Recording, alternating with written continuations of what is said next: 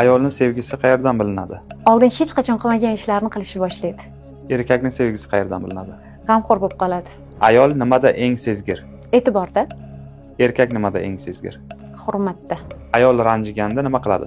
O'zini shaxsiy chegarasini ko'rsatishni boshlaydi. Erkak ranjiganda nima qiladi? Yo'q bo'lishni boshlaydi. Ayol qachon qizg'anadi? Qachonki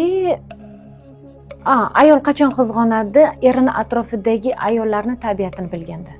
Erkak qachon qizg'anadi? Doim qizg'onadi shekilli. Ayol uchun munosabatda eng muhim narsa nima? E'tibor, sevgi, g'amxo'rlik, yonida yelkadosh bo'lib turish, Erkak uchun munosabatda eng muhim narsa nima? sadoqat. Ayol qachon soviydi? Ayol qachon soviydi? O'ziga nisbatan bepisandlikni his qilganda, Erkak qachon soviydi? hurmatsizlik ko'rganda, Ayolni qanday yutish mumkin? mehr bilan, Erkakni qanday yutish mumkin? tushunish bilan, Ayol nimadan qo'rqadi? e'tiborsiz qolishdan, Erkak nimadan qo'rqadi? anaqasini, statusini yo'qotishdan. Ayolni nima xursand qiladi? Oddiy narsalar ham xursand qiladi, samimiyat xursand qiladi. Erkakni nima xursand qiladi?